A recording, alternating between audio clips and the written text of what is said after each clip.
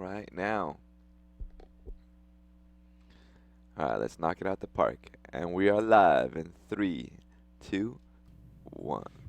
You're watching Meet the Movie Press, and coming up, we're going to be talking about Dark Pheonix, Baby Driver, and the Black Panther trailer. Stay tuned. Welcome to Popcorn Talk, featuring movie discussion, news, and interviews. Popcorn Talk. We talk movies. And now, here's Popcorn Talk's Meet the Movie Press.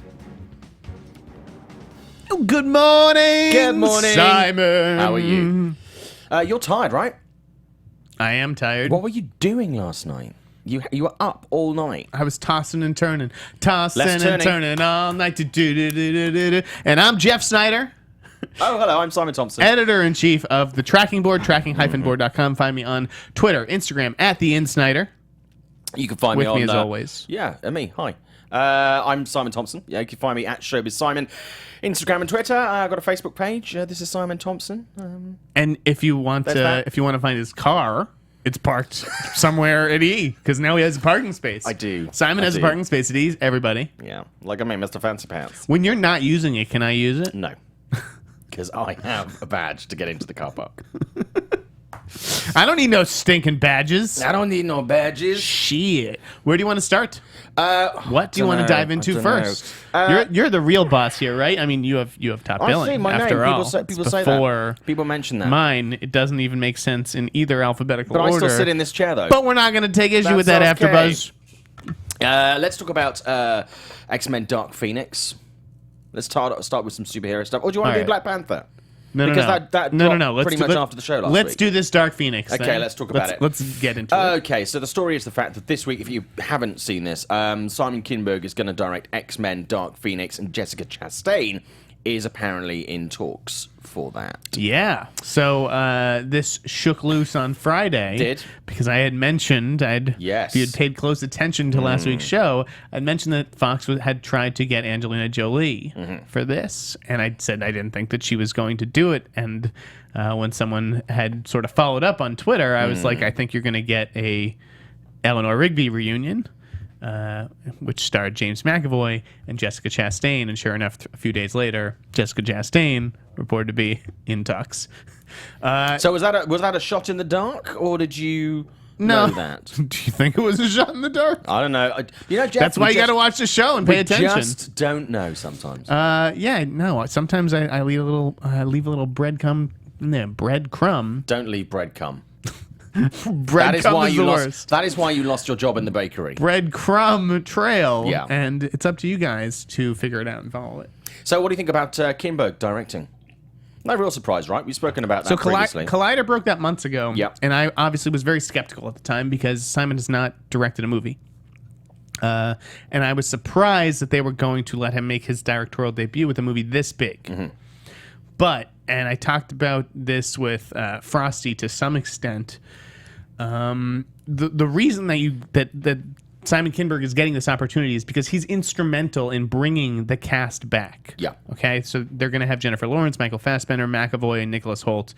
Those four are coming back. I think Alexander Shipp as well, and Ty Sheridan and Sophie Turner. So, you know, do all those people, because their contracts had already expired, do they re-up, in a sense, with some other director who they don't necessarily trust? You know, Kinberg knows these characters as well as anybody. He's the architect of that franchise Very right deep now. in it, yeah. So it makes sense, and good on Collider for calling it. It does make sense, but we've discussed this on the show time and time again, is the fact that sometimes when people are so super close to this content, it can be sometimes a blessing because they know it inside out, and it can sometimes be a curse because they're too close to it. I think this is going to go the more positive of the two ways, because he has been, as you say, so instrumental, rather than it being I'm a fan of this, therefore I shall direct that project. Do you agree? Or No, I think that he brings that something extra to the table, which Yeah. is the cast in that sense. I think it's the cast, and I think it's a knowledge of the material. I think, and the connection with it, that similar to Patty Jenkins with Wonder Woman, where she had a very close personal connection with that content and how she cast that and the way the story went, etc., etc. Could pay off in a similar way for Kinberg. I'm very interested to see what the fruits of this are. And to be honest with you, with the last couple of X-Men movies, they've been so poor in comparison to the other X-Men movies in general. Yeah, I know Last Stand exists. There's, someone will remind me of that.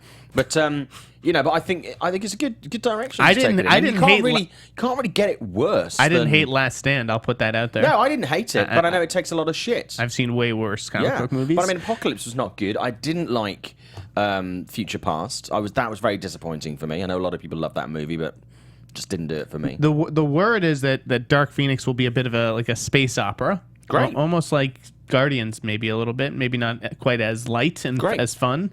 But yeah. Well, we'll talk about this again later because it's not the only movie that's looking at going spacey at the moment. So right, but what the other interesting thing about Dark Phoenix is that Fassbender won't be the villain this time around. I don't know. I've heard it opens with like a spaceship crashing at the mansion as all the kids are playing baseball. Great. Sounds like a cool sequence. Sounds really good. And if you can start off with a big bang, if you pardon the expression, I think, it's a good place to go. And I think, even though they're having some great action set pieces in the X-Men movies, some of the ones that have been meant to be great action pieces have lacked some sort of luster or real drama. They've been kind of by the books, color by numbers, comic book action sequences. And I think that sounds certainly interesting. I'm definitely willing to give it the benefit of the doubt. Quicksilver's the only one that's really stood out. And you know what? Yeah. I didn't see him in the announcement. No. He wasn't in the announcement, If I remember correctly, though, Quicksilver wasn't announced straight away for the last film either. I might be wrong, but if I remember correctly, so I mean, it's probably you know how these things work. There could be negotiations going on, but we'll see.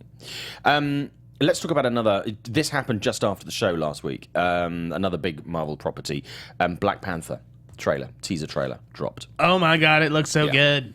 I was just re-watching it again literally before the show started.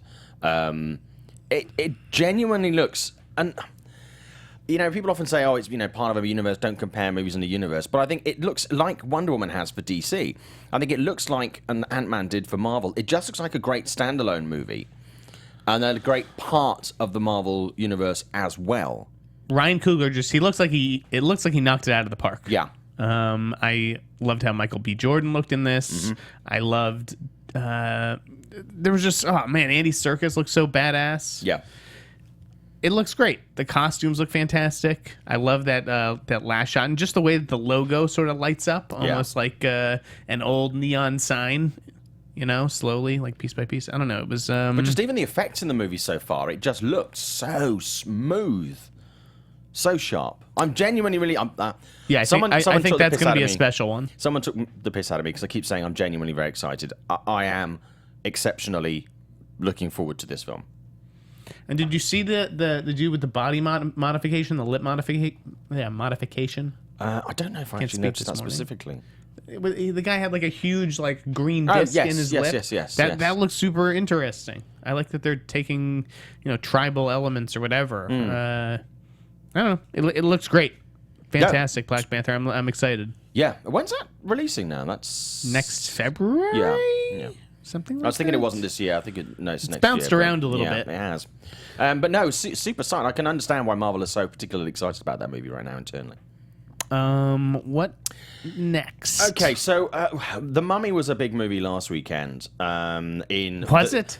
No, I'm going to contextualize that in the scale of the fact that it was a major studio release last weekend. It did not do the box office domestically that obviously originally was hoped, especially for the launch of the Dark Universe franchise.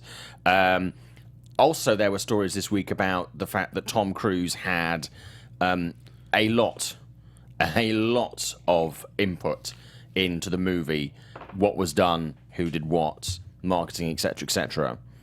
Let me ask you: were you surprised by that? No. Tom Cruise. This is standard for everybody on Tom Cruise's level. This is my point: is the fact that this is not uncommon practice for Tom Cruise or people of Tom Cruise's level in the industry. So I was okay. You can, to an element, pin some of the blame on Tom Cruise, but this is not a unique arrangement in Hollywood. This happens a lot. It happened with Affleck. It's happened with so many others where they have so much input in a project. It's an easy scapegoat. But what are you talking about? Live by Night? Yeah. Because Affleck directed that. Yeah. Like, you are on the hook. But sometimes when you make these deals with the studios, you agree to certain things being a certain way. And he probably produced Live by Night, too. Like, Cruise, was Cruise a producer on The Mummy? Off the top of my head, I don't know. I don't think he was. But when you give someone so much creative input and so much free reign on a product, yeah, I mean, sure, it does mean that you can blame them, but also it's kind of like the studio has to take, and the people who sign the deals on that have to take some responsibility for it as well, because they are the ones that okayed this, Like, agreed to it. of course, this is Yeah. this is their vision. It's not like Tom Cruise. Like, oh my, I thought it was really unfair. I think it was. And people were talking about his career and in... one-sided. And it was just like, I'm sure that Tom Cruise bears some responsibility for this. Yeah. And I have no doubt that he has a certain influence over major decisions. But that is not uncommon. And just the way that he was thrown under the bus, it felt... Well, also... It did not... It honestly did not pass the smell test for me. Because it just didn't really add up. Well, a lot of people criticized the press tour and the fact that Tom was front and center for the press tour. And yes, he is, because he's the big star of the movie. Just even from director cast down, he's the selling point of the movie. That's half the reason you hire Tom Cruise, is because he's a global star. Not only that, but he seems to enjoy doing press. He gets out there, and him and Will Smith are two of the best guys in the business as far as they want to get out there and go to all these countries and meet all their fans. And it's not like Tom Cruise is one of those guys where he just sits at home. Listen, Tom Cruise has there's one reputation for Tom Cruise, which is the dude jumps on couches and the Scientology stuff, and he's a nut. And then there's the industry reputation of Tom Cruise, which is that he's the nicest fucking guy ever. He is. And that he remembers everybody's name. He looks you in the eye, shakes your hand, gives you the smile. Like, he will remember your kids' names, like your wife's name. And just like, I've heard so many great stories about Tom Cruise. Very unfair how I thought he was treated this week. Everybody has a bomb. Yeah. The problem with The Mummy was, as miscast as Tom Cruise was, and he was a problem. The problem with the movie was the script, right? I mean... Did you see it? I haven't seen it yet. You didn't go. You said you were going to see it last weekend. I've been getting a parking space at E. That does take a lot of time. It does. It's a lot of paperwork. But no, seriously, it's a lot of paperwork. Yes. But no, I mean, I just think it's genuinely really unfair. There's no one else in that movie, from a star point of view, who could have carried that as a summer movie. Yeah, like I don't understand. So Do you think Michael Fassbender Cruise stars in that? Does the movie do better or something, or doesn't have the problems that it has? It's not like Tom Cruise created those problems. No. I thought there were no specifics as to it was Tom's decision to do this, and this is what sucked in the movie. There was nothing like that. It was just Tom brought in his own writers and beefed up his part. That's literally what every star does. Yeah. But also, as involved as Tom Cruise is, he is, let's say, passionate about what he does and how he does it. But he's not an unreasonable man. Because Tom Cruise doesn't want to look shit. Nobody will go out there going, I think this film is crap, I'm just going to make it anyway. Tom Cruise hasn't got time for that. He doesn't want to do that. No one wants to do that. So if you thought as a studio or as an executive or as a producer or as an executive producer or whatever that something was not right with the movie or the script was not right, he's not an unreasonable man. He's a very strong force, but he's not an unreasonable man to go to him and go, do you know what, Tom? Should we look at this again? Because Tom Cruise wouldn't actively go out and do something that is knowingly that is so relying on him with so much involvement. He wouldn't go out there and just genuinely, purposefully make a movie that bombs or doesn't look good. He'll want to protect his ass. It's just it read weird because if any of it came from the Universal side, if they were, the studio has no reason to throw Tom Cruise under the bus. They're back in business with him this fall with American Made. So if it didn't come from the studio side, then like where were all these quotes coming from, and like where were these people before the movie came out? By the way, it did 31.5, right? Yeah, which is something not, like that. Yeah, it was not, like 8 million off projections. It was projected to do 40. Yeah. So it came in 8 million below. I thought it wasn't going to hit 30 at one point. Yeah. I thought it was going to go 28, 29. And so international has it been ended up doing fine. not terrible. And you're right, international has been good. The problem is that, they spent too much on marketing or reportedly on making it. Do I believe the studio? Like, to me, just the budget conversation on this movie is fascinating. Just because the studio is saying 125. There's no, first day of entertainment journalism school or whatever, you don't believe anything a studio says about a budget. But do I think it's 190? I told you last week, I thought the movie looked good. It looks big. 190 though, that seems super high, and I just don't think that the marketing spend is as high as has been reported either. So, give this movie another week or two before we seal its fate. Well, this is people in the chat who are talking about this. Zeno Hour says, breaking news: Tom Cruise had power on movie set. Also, water is wet, which is true. You have Tom Cruise in your movie, you expect control. Right, you hire him to do Tom Cruise things. Yeah, if you were hiring to be Tom Cruise, he's Tom Cruising it. Don't complain about the level of cruise. Joshua Hunt, they had 6 people to write the script. Adelia. Alex Kurtzman, screenwriter, every editor Tom blockbuster Cruise, these a days. lot of blame to be shared. Unfair to harp on Cruise alone. Tom Cruise is the reason for the Dark Universe even existing. Those sources need to have some respect. Amy Dunn, Kurtzman seems like a clueless, money-hungry, lazy nerd. I think that's a bit harsh, but you know what? If you're Alex and you get off of that level of movie, you do take it. You might not get the chance again. It's just... He produced the movie, though, with another guy who has gotten off scot-free in all of this. Scot-free. Chris Morgan. Nothing for Chris Morgan. Just no criticism whatsoever. So, but no, for me, I think it kind of felt like these things that sometimes go around a little. I mean, I haven't seen the movie, so I can't protect it from I actually like the film kind of way. But I just think the film sucks. The film is bad, but that's besides the point. Yeah, the point is the fact that you can't entirely lay the blame at Tom. There are people involved in this. You can't just make it a Cruise problem. The other point is the fact that obviously, with this kind of film, you do take risks and you apply a star, and you get sometimes when you have lower level people involved in this kind, you do take a little bit of a risk. And if you are going to ride with that star front and center, they are going to unfortunately take this criticism, but also the press sometimes like to take that person who's been successful for 20 or 30 years, and they occasionally like to tear them a new one. And it's this trend that we do have in the industry where it's like, where can we point the finger? Who can we say is behind the flop? Everybody was ready to pounce on Cruise. But Tom's had shit films before. Nobody's torn him apart like this. It's 2 in a row with Jack Reacher, too. Yeah, but that... I thought that was fine. Tom needs to get back to acting and playing characters like. Well, I'm very American Made. I'm very excited about. Yes, me too. Yeah. Although, the only problem with American Made, and I'm pumped to see it, is that Barry Seal has been all over pop culture the last 2 years. Are you aware of that? Yeah. Name the 2 things that Barry Seal is part of. I heard the name mentioned a lot. Okay. Barry Seal, it was part of Narcos. I didn't realize that. He is in Narcos, and Barry Seal is also in The Informant with Bryan Cranston. So it's like Barry Seal's story has kind of been told at this point over the last couple of years already, but I'm willing to see this kind of light, capery style movie. That from said, Doug Liman.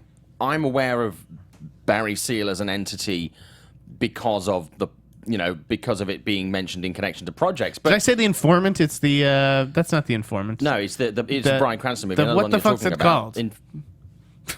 Do a Google. God damn it! But a lot of people didn't see that movie, and there is a large amount of people who perhaps haven't engaged with Narcos. The Infiltrator, right? Infiltrator. No, is that it? The Anal Inspector. Hold on, I'm bringing it up. Poor Bryan Cranston. But yeah, it's kind of, that's a film that nobody saw. The Infiltrator. Yeah. So this isn't a movie. It's not like, oh, okay, it was already been 2 huge movies, or, I think there's still room for a third telling of the story. Obviously you're right. But again, people are going to see that movie because it's Tom Cruise and because the movie looks cool. More people will see the Tom Cruise movie on opening weekend than watch Narcos and the Bryan Cranston movie together combined. Entirely. Yeah. Yeah, 100%. I'm with you on that. Okay, let's move on. But also, that does give you every little type of Tom Cruise that you like. It's got drama, it's got silly, it's got kooky, it's got everything. It's like... Yeah, it's just... got the look. I don't know. You don't often see the trades go after a movie star like they did here, and some of the quotes and things were just they were wowies. Yeah, I just thought it was unfair. You know. Let's move on. What do you want to talk about? Let's talk about something that leaked this week. There was a photo that turned up online to do with the new Star Wars movie. It was obviously. What was this photo? I didn't see it. You did not see this. I did not click on this. Did what not is see it? this. Okay, well, thank God for Meet the Movie Press, because now I can bring you up to speed on this. You know, the Han Solo movie was referred to as Red Cup. Yes. That was the working title. This week online, pictures of crew T-shirts, what appear to be crew T-shirts, turned up, revealing the name of the movie. Wait, let me guess the name. Is it Solo? Yes. Yes.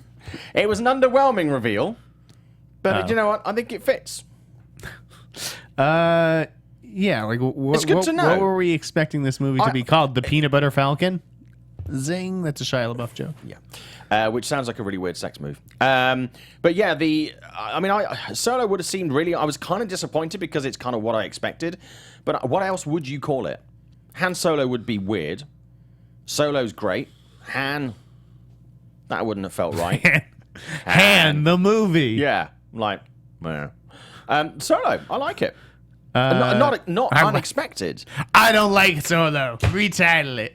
I mean, yeah, ultimately, I don't think Disney and Lucasfilm are going to look at me and go, well, if Simon doesn't like the title, then we should really sort that out. Solo sounds cool to me. T-shirts are nice as well. I'm going to try and get hold of one, but that'll be hard. This is a big day for the Solo Corporation. It is. Yeah, it is. Yeah. Yeah. They're getting the exclusive Solo Cups Incorporated deal. Okay, here's a movie shit idea of the week for me. There's going to be another Conjuring spin-off. I'm okay with that. Okay with that on its own. But this one is going to be called The Crooked Man, and it's going to feature the Crooked Man character from The Conjuring 2. And he's crooked. Which I hated. Dude, the first movie's not very good either. The Conjuring is good. I love that. I really enjoyed that movie. All these movies are the same. I don't like the Conjuring franchise. I'm not going to see Annabelle. I'm not going to see The Crooked Man. I don't care. I'm not interested. And it's really like they're taking almost every character that's in the background of the Conjuring movie. They're like, you get a movie, and not you. Like horror Oprah Winfrey. Yeah, it's really fucking. I'm honestly surprised. Like, I did not see this coming. No. I just didn't like that character. And a lot of people I spoke to after they saw the movie, they were kind of like, they didn't really like that character either. So the nun was put in specifically in that second film afterwards. I'm just like, I don't know. I mean... Killer nuns now. I'm just worried now that with this series, which started off... You disagree, but I felt it started off strong with The Conjuring. They're going to start sneaking characters in now just so they can do spin-off projects. And I think that's not good, you know? But you know what? They make these movies for cheap. And they make a fuck ton of money. I hated Annabelle, but I'm looking forward to... You can't blame them. But I hated Annabelle, the spin-off, but I'm very excited to see the prequel one that's coming out. It was terrible. It was dog shit. But I'm excited to see the prequel that's... If you're making a doll movie and Chucky isn't the doll, I don't care. Yeah, I've seen lots of set stills from the new Chucky movie, but I haven't seen word on a trailer. We should watch it together. You should come over one night and we should watch it together. Okay, cool. How romantic. I didn't watch Rough Night with you this week, by the way. Candles. I don't know who you took to that. A little bit jealous about that. Yeah. So what's that? Kevin Hart and... I'm keeping a list. Kevin Hart and Rough Night. All right. Yeah. So Jeff's mum, he's not... We had this discussion that he would take me out to these things, but he's not doing it, so you do need to have a little chat with your son again. Well, you really missed out. How is it? We'll get to that later. Okay. So fuck you with the drive-through. Okay, so this is a story completely speculative, but I like the idea of it. John Carpenter's going to be co-writing a Big Trouble in Little China comic. Okay. Yeah. That in itself, not particularly exciting. How would you feel about a Big Trouble in Little China sequel? I know the first film didn't do particularly well. It has a lot of love. If this led to doing a sequel movie, I'd really be open to that. I think we're living now in an age where there are so many movies that could go horribly wrong but turn out to be great, like Guardians of the Galaxy. I thought that was going to be terrible, but that had so many characters in it, I really loved it. Would you? I've already grown attached to the idea of The Rock in a remake. Yeah. So, no, I don't want to see a sequel. No? No. The Rock and Kurt Russell That's in not. Big Trouble in Little China. Is that what's on the table? That's not I'm what's putting it on the table. What do you think? I'm just floating the idea. What do you think? I think. Ooh. Oh, thank you so much. My coffee. Wow. Brilliant. Yeah, no, film no, no, Jamie. in the I chat. don't want to see a sequel. I want to see No? a straight reboot of Okay. Big Trouble in Little China. Though really, they don't need to touch it because it's a classic. Like what we're talking. Yeah, it is a blasphemy. classic. I mean, film nerd, as I mentioned, film nerd speaking Jamie is just blasphemy. pointing out in the chat that Big Trouble in Little China flopped. It did. I mean, I saw it so many times in the theater as a Yeah, kid. but it's a cult classic. But it's a now. cult classic, and I think, yeah. And someone else has suggested do a sequel with a de-aged Kurt Russell. No, do it with an old Kurt Russell. Stop de-aging people. Well, I'm certainly for Why that, are we but doing that? I don't think old Kurt Russell is the answer, judging by Guardians. No, but I think his part wasn't great. I think he was Speaking of undersold cult on that. classics, Cannonball Run's getting remade. Yeah. Got a director, Ross and Marshall Thurber, right? Yeah. Yeah, I don't need to see another Cannonball Run movie. I didn't like the Cannonball Run. Do you know? I just wasn't. As a kid, it was like kind of a big movie that everybody loved, and I watched it, and I was like, I mean, maybe we need it nowadays. Maybe we need it just like a stupid, fun movie. "Do you mean like Big Trouble in Little China 2? Expendables 4? No. Come on, the second to last action hero." I don't know. It's an excuse to get a big ensemble together, which every studio loves, right? Yeah, but they did that a few, like 10 years ago, 15 years ago with Rat Race. Yeah, which And was that not very good. That was awful. Yeah. That was terrible. You know I what don't else looks terrible? King of the Segways. What? King of the Hey, Segways! Let me do that. Hang on. Jeff, what else looks terrible? Flatliners. Okay. What did you think of that? Did you see that trailer this week? Yeah, I did. What did you think? We've had this conversation before. I love the original Flatliners movie. I'll tell you an anecdote about that in a second. It looks terrible, but I want to see it. Well, I'm gonna see it too. Like I'm gonna give it the benefit of the doubt. I'm not just gonna write it. I mean, But I'm looking write it off. I'm forward just to a saying, movie that I it think looks is genuinely terrible. going to be quite bad. But I don't know why, but I'm kind of okay with that. I like a shitty movie every now and again. Do you I know? watch shitty movies too. Like I paid $6.99 or whatever it was to rent Nerve. Terrible. You know, like I want to see Terrible it. I just movie. want to see it. And Flatliners will probably be one of those too. But it doesn't look promising. Yeah. No, it doesn't. But Tell me about the original. okay. Well, You made out This with is a- Julia Roberts on that set, right? I did. Yeah, I was about 16 at the time.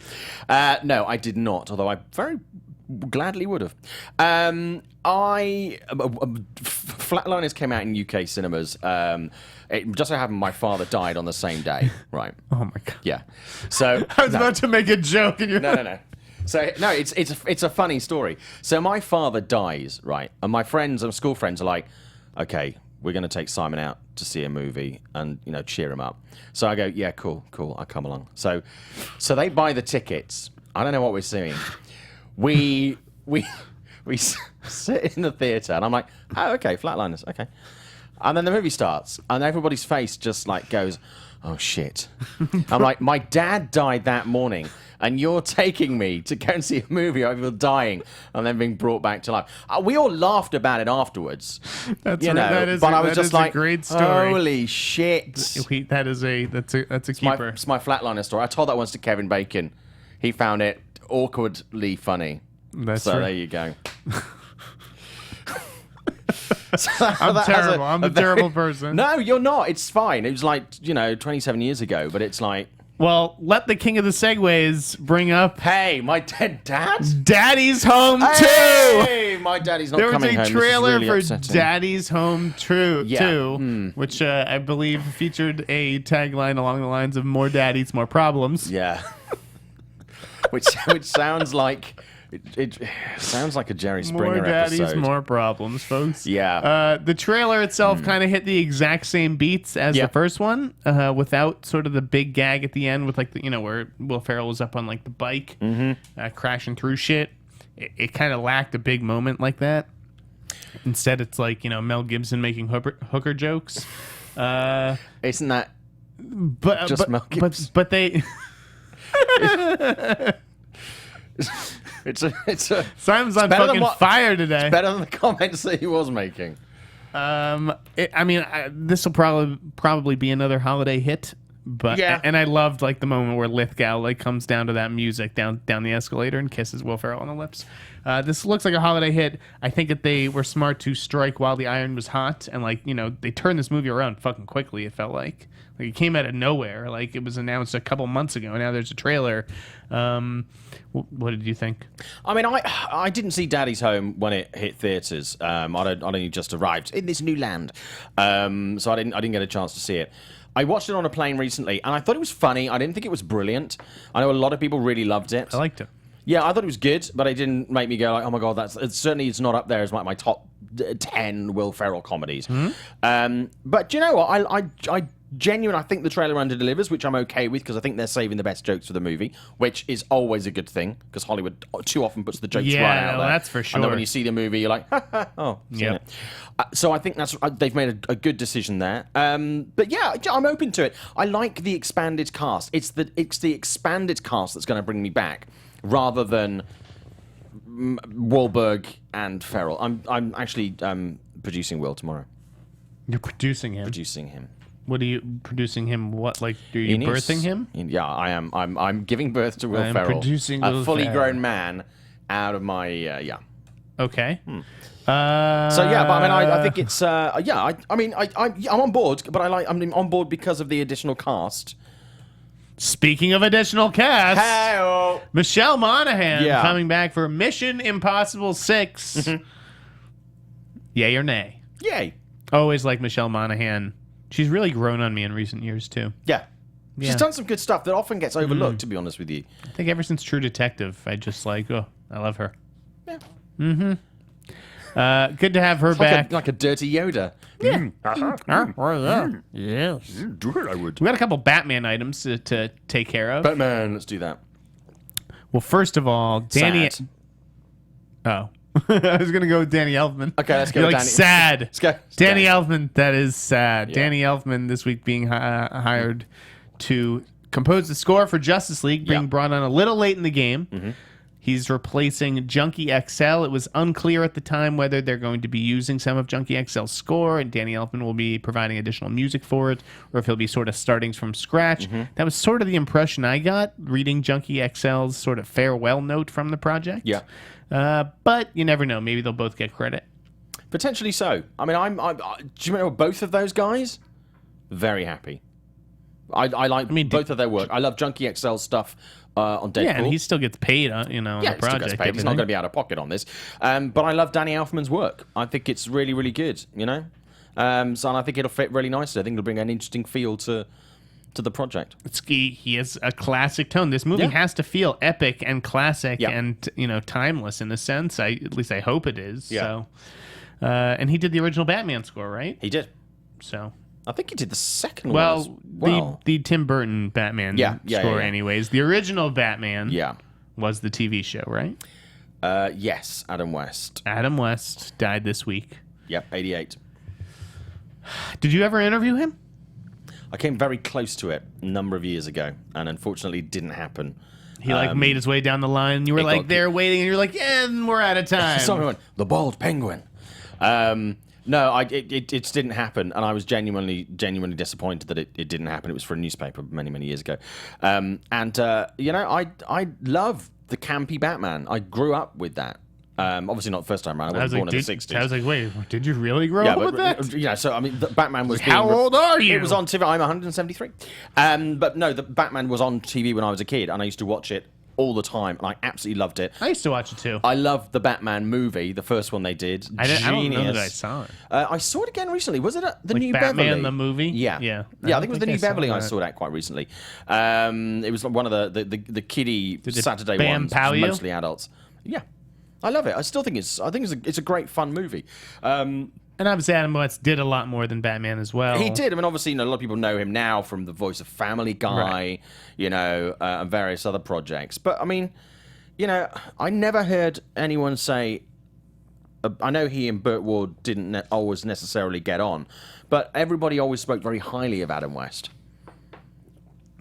It seemed. All I read this week were like crazy sex things about him and Robin having like threesomes and things. It was Apparently he was a pretty freak. awesome. Bam pow is right. Yeah. Bam. But yeah, no, I mean, he had a colourful life, and I believe he did an autobiography that covered a lot of this. Or was it Burt Ward? I can't remember. But yeah, I mean, crazy 60s. It was the swinging time, baby. But he was great. He was very well spoken or very well liked. Wonderful. Which was great. Very sad. But last night in LA, did you see this at all on social media? Eric Garcetti, he's the mayor of LA. If you're yes, not I did see this. They put out the bat signal on City Hall in downtown LA last night in tribute to Adam West. I take it Batman didn't come. He didn't. Yeah. But by the sounds of his tales from the 60s, he'd done enough of that. No, that was really cool. It looked awesome. I liked all the photos I saw on social media. I know some really people cool. were tearing up. Yeah. Yeah. It's a great way to nice pay moment. tribute. A fitting, Really nice yes, way. exactly. A fitting tribute. Yeah. And the Penguin's now worried because obviously he might think that Batman might turn up. So, Josh Gad, be careful. You know what's not a fitting tribute, Simon? Taking your friend who just lost his father to go and see Flatliners. The way Sony was going to treat Good. a whole bunch of movies. Yeah. They were going to clean them up, strip them of everything fun like dirty words and sex and violence. And the directors weren't having it. Yeah. And they went to the Guild, and the Guild wasn't having it. Yeah. Where do you stand on this situation? Well, we talked about this briefly last week. I think parents should make a choice. If they want their kids to see a film, they should show them the film, and they can miss bits if they want to. That's fine. But if a friend of mine showed their son Alien for the first time the other day, and they're very protective about what he watches, but they showed him Alien because they were like, okay, here you go. But you show them Alien. You don't show them an edited version of Alien. I don't agree with editing movies. I mean, if you can get that on TV, give them the TV version. Right, and record it on your TV or something. And play that on your VCR. I don't think you need to. I think it's a bit of an affront. VCR. Yeah, or DVR, whatever. But it's kind of like I don't agree with it because a film is finished and cut and cleared and put out. You can then have a director's cut, extended cuts, R-rated versions, etc. You can make it. But I think to take out elements of the film that's already kind of an agreed product that's put out there. If you don't want your kids to see that film, don't show that film to your kids, or show them the TV version. Yeah, I was glad that directors spoke up for themselves. Yeah. Judd Apatow really let Sony have it and was like, fuck them and shove these versions up their asses absolutely. and everything, which was surprising. What was also super interesting is that there were no Seth Rogen movies on the list of clean movies. So they did give Seth Rogen a pass. They were like, we won't do this to your films. It's a great move. I'd have loved to see the family-friendly Talent version of relations. Sausage Party. Yeah, it would be 10 minutes long. Yeah. This is the end. But yeah. I thought that these were just going to be offered as like bonuses, like special features on a DVD of the actual movie that's not cut. No? But if you don't want your kids to see your movie because you don't think it's suitable, you can take elements out of it. I just don't think it's right, I mean, whether it's on I'm on the side of the supplementary artist. disc or I'm on the side of the artist, but obviously when you make a film, you're signing all those rights away to a studio. The studio's the one paying for it, so they can sort of do what they want to it. Here's another fun anecdote for you. You've got loads of these this week. About 2 or 3 years ago, there was an adult channel in the UK that bought the rights to the movie Deep Throat. Have you ever seen the classic porn movie Deep Throat? I watch it every Friday. Okay, of course. Well, many, many years ago, I think it was like when I was 21, it came out on VHS, so this is a while ago, in the UK. It was the first time it had been released properly. Is there VHS on the UK? Because I will tell you a funny story after you're done with yours. There was. So I got the VHS and I watched it because I'd never seen, and I heard about this legendary porno movie, watched it, and I was like, that's not very graphic. That's not very graphic. So anyway, many years later, 2 or 3 years ago, there's an adult channel in the UK who got the rights to show Deep Throat. So I said to some mates, have you seen Deep Throat? And they were like, no, I've never seen that movie. So I went, let's go to this preview and let's watch this. Yeah, I'd seen the edited version. There's a lot of sex in Deep Throat. Yeah. Yeah. And obviously, what cut did you see? It's a porno. Well, basically, it was all the sex The plot. taken out of Right. It was just so you knew they were doing things, but you didn't see any of things happening in things. right. It's like when USA cuts up those movies. It's like, Yeah. let's go to the boob fest. Yeah, That was a fun boob fest. yeah. And it's kind of, it was like that. And I'm like, so I That's then a sat there David with all my Spade joke, friends. by the way. So they thought I was like the world's biggest pervert for taking them to see. And I was like, there wasn't this in the version of Deep Throat that I saw. It's kind of awkward. Let me tell you my story now. So good story, bro. Good story, bro. Good, thank you. What's your story about VHS? My story was about going to your country. Okay. I'm not much of a world traveler myself, people, but I went to London once, London. and I was like 16 or 17, which is younger than you have to be to go into to buy porn in America. You have to be 18. So I bought a bunch of porno tapes in London and brought them back home. Okay. And then I stuck them in my VCR. Yeah, you did. And they did not play because they were PAL format.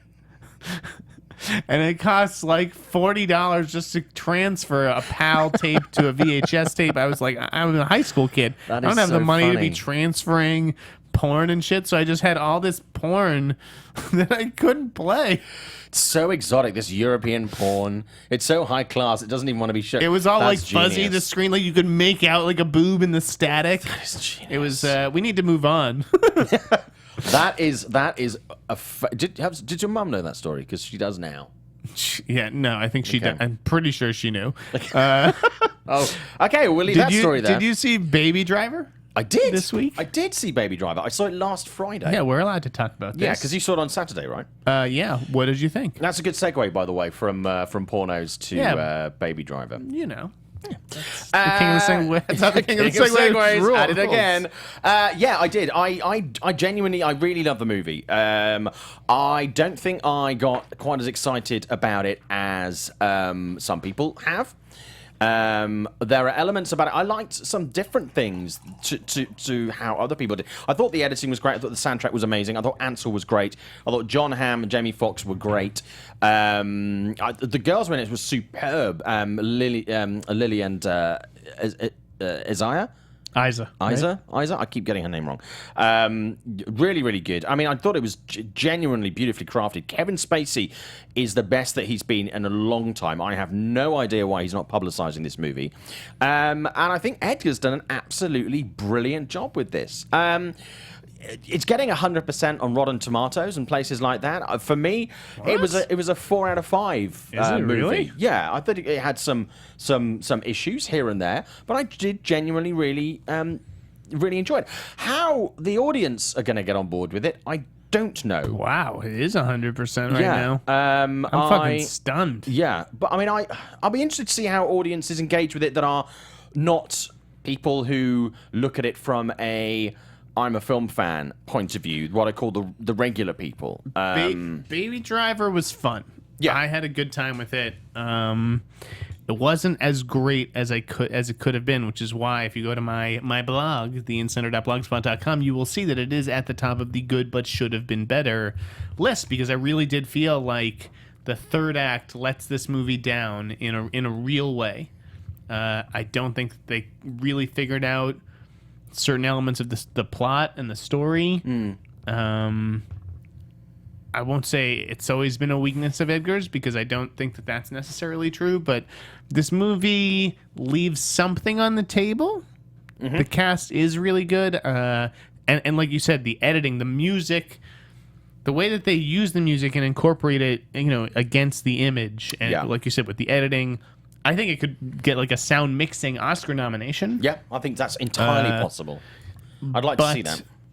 Yeah, like John Bernthal's in this movie for like one scene. Yeah, a lot of people were kind of wasted. That was a bummer. The music, I can remember like the Queen song at the end of the film, but as much as I enjoy the music in the moment, which I guess is all you can really ask for, none of it, I didn't go home and like download a lot of any of the songs. Well, I got given the soundtrack at the junket, and it's available on Spotify. People have put it together. Like, normally it's I a do great that. soundtrack. I'm sure it is, but it didn't have me like humming or singing anything on the way out. I don't know. The Like when you went to see chase Moana. scenes were really good, but Yeah. it was some of the stuff in between that I was like, eh. Some of the scripting is absolutely razor sharp. There are moments in that where you're like, holy shit. The I shit wish I with could the have thought little of that. kid. There's a scene with a little boy in this Yeah. movie. Keep your eye out for it. You will know it when you see it, and it's worth the price of admission. It's Yeah. brilliant. And there's a brilliant bit of interplay. You know, so there's a couple of scenes with Ansel and John Hamm and Jamie Foxx that are just brilliant. Kevin Spacey's superb. Yeah, I really like Jamie Superb. Foxx in this. The person I brought kind of felt that Jamie Foxx was on autopilot, just kind of going through the motions.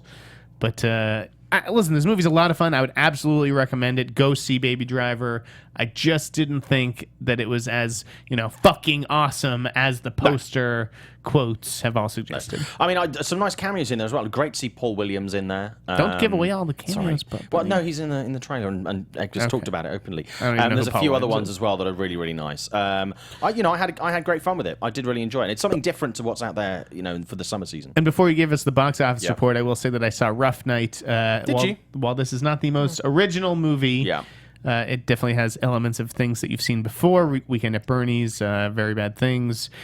I had fun with it. This cast is a lot of fun together. There were some poignant moments. A lot of people haven't liked it. Some people Which is totally understandable. I won't know be it's to gotten everyone's some tasting. really bad reviews. I think THR kind of crapped all over it. But I enjoyed it. The friend I brought liked it. The people I spoke to after the screening seemed to like it. It was just a fun, stupid summer movie. Yeah. Yeah. Let's have a look at box office. What's going on with box office? Okay, so there are 4 movies really that are coming out What that do we people are got? talking about. We're looking at Wonder Woman being in second place, by the way, with a still respectable, take on its third weekend. But these are the new movies what? out this weekend. I think it's looking at 35. I think it's looking at this weekend, which is Wow, still pretty okay. good. Third weekend is nice. Okay, so let's start from Cars 3. Disney Pixar threequel. Generally, I haven't unfortunately seen it. I do like the Cars movies. It's better than the second one, but almost as good as the first one, or as good. So that kind of gives you an idea. Previews last night, $2.8 million, which is in line with Monsters U, which was out 3 or 4 years ago. It's looking at about 55 to 65 for the weekend. Monsters U closed at 82 and a bit and change when that opened. So it's below that, but it's going to be okay. It's going to beat Wonder Woman. It's going to be opening on top. Rough Night is looking at 12 to 14 million for the weekend, which is kind of fine, for what it is. All Eyes on Me is the 2-pack movie. That did previews last night of 735,000. That's looking at somewhere between 17 to 22, which I think is a good figure for that. Some people are quite surprised by the fact that this is going down so well. And then the other one is 47 Meters Down, which is a shark movie. Someone said it's the best shark movie since Jaws. Someone actually said that. Yeah, it's on the TV ads. Well, now I have to see it. So, well, I mean, do you know what? I think a lot of people are giving this a rough ride. It's actually it's good. It's good fun. Did you see it? Yeah, I saw it. I did the junket and I did the premiere for And it it's as well. good fun. It's good fun. It's a good shark movie. Is it the best shark movie ever? No, it's not. But it's a good shark movie. It's Is it cool. better or worse than Open Water? About the same. That's high praise. About the so same. I'm gonna hold you to seriously, that. as Maybe far I'll as go see that, and tension, then I'll stick it's you got with good tension, good I'll action give you the scenes. bill if I don't like it. And that's looking at about 5 to 6 million the weekend. It's from a new studio. They bought it off the Weinsteins and put it out there. Mandy Moore and Claire Holt. Wonderful. Matthew Modine as well. I'm glad you got that in there. Well, I'm taking the over on Cars 3. I think it will overperform, and I think Rough Night is being hurt by that third weekend of Wonder Woman. I think it underestimated that. Yeah. What else do we got? Did you see the Brigsby Bear trailer this week? I did. It looks sick, didn't it? Looks really interesting. Yeah, Yeah. I really wanted to see it. There are a couple of trailers actually that dropped this week, which were quite interesting. But I mean, nothing that really outside of Black Panther. I think that is the one that kind of won the week for me as far as trailers go. Sure, but Brigsby Bear still looks super cool. It does look super cool, and again, something different. So, Comic-Con coming up in 6 weeks. We should be getting some announcements about exactly what's going to happen. Then I can spill my beans. Ooh, what could happen at Comic-Con? Are you going this year? My badge arrived this Probably week. not. Good. Oh. I wonder what the DC will announce. Will they announce a Harley Quinn versus the Joker movie? Don't know. Don't know. Someone quite rightly saying that Deep Blue Sea, people, come on, that is the best shark movie since Jaws. And I love The Shallows last year. There have been a lot of them. Yeah. I'll show you my Comic-Con badge later. It arrived in a lovely presentation I'm box. super excited for that. Warner Brothers, by the way, is doing a Michael Brown movie. I wanted to tout my little scoop, a tracking board. We're gonna have some fun scoops. I got some good things. Where can brewing. we find that website, by the way? Tracking-board.com. Okay, thank you. Obviously an important story. They're going for something along the lines of Crash. Ryan Gosling launched a new production company, and his first movie that they're going to be taking a producer credit on is an Emma Stone movie. How weird is that? What? Coincidence? I think not. Dakota Johnson joined Shia LaBeouf in The Peanut Butter Falcon. Yep. And the star of that movie is a young man living with Down syndrome. Interesting. Yeah. Talking of which, using real actors in a situation, CJ plays the stepdad in Baby Driver, plays Ansel Elgort's adopted dad. Very, very good. Actual first CJ. Who's CJ? He plays the the fuck is CJ? African American. I've forgotten his surname. He's the first deaf African American to appear in a feature movie in a major role. Okay. Gotcha. Just saying. Interesting. No, you know what? That was a nice note. Thank you. And a nice way to wrap up the show this week, folks. Simon, where can the good folks find you? You can find me on Twitter at ShowbizSimon, Instagram at ShowbizSimon, and there's a Facebook page. This is Simon Thompson, ThompSon. Oh, and I am Jeff Sneider, editor-in-chief of the Tracking Board, tracking-board.com. You can find me on Twitter and Instagram at @TheInSneider. Thank you, as always, for watching the Popcorn Talk Network. For rating, commenting, subscribing, telling all your friends and family members about us. Tweet about it. Have a wonderful week. Lightning McQueen weekend. Adios, folks. That's now a holiday. From producers Maria Menounos, Kevin Undergaro, Phil Svitek, and the entire Popcorn Talk Network, we would like to thank you for tuning in. For questions or comments, be sure to visit popcorntalk.com. I'm Sir Richard Wentworth, and this has been a presentation of the Popcorn Talk Network. The views expressed herein are those of the hosts only and do not necessarily reflect the views of its owners or principals.